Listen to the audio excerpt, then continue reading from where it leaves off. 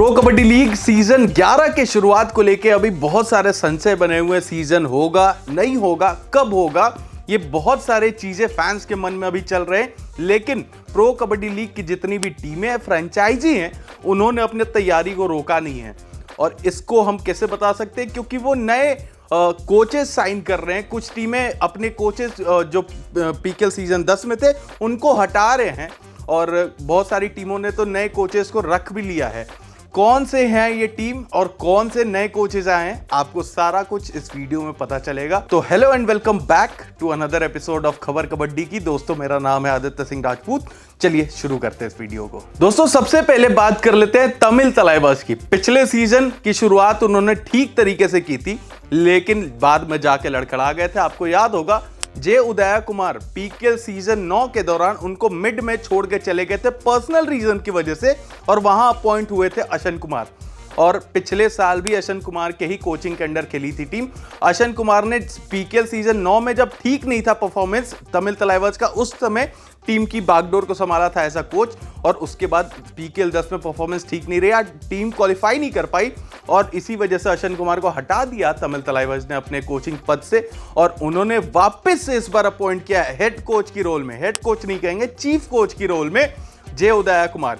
यानी 9 में छोड़ के गए थे मिडवे और वापस से पीकेएल सीजन 11 के लिए अपॉइंट कर लिया गया है। उनके साथ साथ स्ट्रैटेजी कोच के रूप में धर्मराज चेरलाथन, जो कि लेजेंड है इस गेम के, उनको अपॉइंट किया गया है। अब यहाँ पे तमिल तलाइवास का कहना यह है कि हमने इस बार हेड कोच को अपॉइंट नहीं किया, हमने चीफ कोच और स्ट्रैटेजी कोच को अपॉइंट किया है।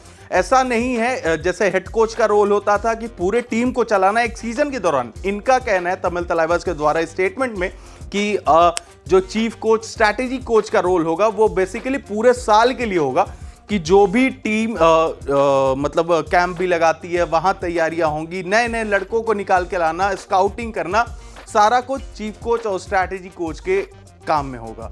आगे बढ़ते हैं, अब बात करते हैं बंगाल वॉरियर्स की। बंगाल वॉरियर्स जिन्होंने सीजन 7 का टाइटल जीता था प्रो कबड्डी लीग का, उसके बाद से इनको सक्सेस हाथ नहीं लगी है। प्लेऑफ में भी बहुत मुश्किल से क्वालिफाई कर पाए थे सीजन 8 में, और पिछले 2 साल से नहीं कर पाए हैं सीजन प्लेऑफ में क्वालिफाई। तो उसके बाद पीकेएल सीजन 9 में इन्होंने अपॉइंट किया था के भास्करन को एज अ हेड कोच, लेकिन इस बार उन्होंने उनको पद से हटा दिया है और इन्होंने प्रशांत सुर्वे को लाए हैं। प्रशांत सुर्वे भी एक रेनाउंड कोच है कबड्डी इंडिया के मतलब कबड्डी इंडिया में। तो Prashant Surve as a head coach और साथ में Praveen Yadav as a assistant coach PKL season 11 के लिए। ये 2 अपॉइंटमेंट से क्या बदलेगी बंगाल वॉरियर्स की किस्मत, ये देखने वाली बड़ी बात होगी इस सीजन। अब नेक्स्ट उस टीम की बात करते हैं जो कि पिछले 3 सीजन से बॉटम ऑफ द टेबल पे फिनिश किया है। जी, हम बात कर रहे हैं तेलुगु टाइटंस की। तेलुगु टाइटंस का परफॉर्मेंस पिछले 3 सीजन से बहुत ही बेकार रहा है। मतलब एक सीजन इनकी टीम में बहुत बड़े बड़े स्टार्स थे, उसके बावजूद टीम बॉटम पे फिनिश की थी। पिछले साल पवन शेरावत जैसा नामी गिरामी खिलाड़ी था, उसके बाद इनके अराउंड टीम नहीं बना पाए थे, जिसकी वजह से फिर बॉटम ऑफ द टेबल पे फिनिश किया। इन्होंने इस बार कोचिंग में बड़ा बदलाव किया है। दबंग दिल्ली को जिन्होंने टाइटल जिताया था पीकेएल सीजन 8 में, उनको ही कोच बना लिया है इन्होंने। तो कोचिंग के रोल में एक बार वापस से नजर आएंगे कृष्ण कुमार हुडा पीकेएल में। 1 साल के अंतराल के बाद वापस से Krishan Kumar Hooda as a coach के तौर पे नजर आएंगे, लेकिन इस बार तेलुगु टाइटंस की ओर से।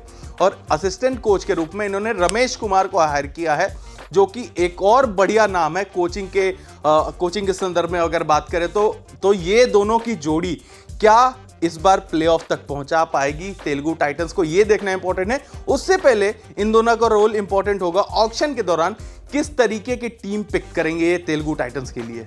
अगली जो अपॉइंटमेंट है वो है दबंग दिल्ली की तरफ से। दबंग दिल्ली ने अपॉइंट कर लिया था जोगिंदर नरवाल को अभी से कुछ 1 महीना पहले एज अ हेड कोच। पिछले साल आपको याद होगा रामवीर सिंह कोक्कर थे हेड कोच और असिस्टेंट कोच थे जोगिंदर नरवाल, लेकिन रामवीर सिंह कोक्कर को उनके पद से हटा के असिस्टेंट कोच को बना दिया गया इस सीजन के लिए हेड कोच। यानी पीकेएल सीजन 11 में वेटरन जो कि खेलते हुए नजर आए थे दबंग दिल्ली की ओर से और टाइटल भी जिताया था as a captain Dabang Delhi को, इस बार as a head coach trophy जिताने की एम लेके इस बार उतरेंगे। दोस्तों, अब बात कर लेते हैं यू मुंबा की। यू मुंबा ने पीकेएल सीजन 11 के लिए किसी को अपॉइंट तो नहीं किया है, लेकिन पिछले साल 2 जो उनके कोचिंग स्टाफ के मेंबर थे उनको फायर कर दिया उनके रोल से। सबसे पहले बात कर लेते हैं उनके असिस्टेंट कोच के बारे में। केसी सुतार उनके असिस्टेंट कोच थे पिछले सीजन, बट इस सीजन के लिए उनको हटा दिया गया उनके पद से। फैंस तो ये भी डिमांड कर रहे हैं फिलहाल कि हेड कोच गुलाम रजा को भी हटाया जाए उनके पद से और कोई एक बेहतरीन कोच लाया जाए। फैंस की ये डिमांड है। बहुत सारे फैंस का ये कहना है कि गुलाम रजा इंडियन नहीं है, तो वो इंडियन कबड्डी को उतने बढ़िया तरीके से समझ नहीं पा रहे हैं। जिस तरीके का माइंडसेट वो ईरानियन कैरी करते हैं वो इंडियन प्लेयर्स में नहीं डाल सकते, इस वजह से उनको भी पद से हटाया जाना चाहिए। अब हम बात करते हैं डिफेंस कोच, जो कि पिछले सीजन इनके थे द लेजेंड जीवा कुमार। जीवा कुमार को भी इन्होंने डिफेंस कोच के पद से हटा दिया है आने वाले सीजन के लिए। अब देखना होगा यू मुंबा किसको लाती है ये सारा पोजीशन भरने के लिए। और यू मुंबा में पिछले कुछ साल से देखा गया है बहुत ही ज्यादा अदला बदली चलते आई है, चाहे वो प्लेयर्स की आप बात करें चाहे कोचिंग स्टाफ की बात करें। क्या ये दो कोच जो भरेंगे प्लेस या फिर गुलाम रजा को अगर रिप्लेस करेंगे, जो नया कोच लाएंगे, क्या किस्मत बदल पाएगी इनकी इस सीजन, देखना होगा ये सब चीज। तो ये थी बड़ी मेजर अपडेट कोचेस के रिलेटेड पीकेएल सीजन 11 से पहले। आपको क्या लगता है, आपकी जो फेवरेट टीम है क्या उसके कोच से आप खुश हो? क्या आप कुछ चेंजेस देखना चाहते हो? आप हमें कमेंट्स में जरूर बताइएगा। Thank you for tuning in. हम मिलते हैं आपको अगले वीडियो में।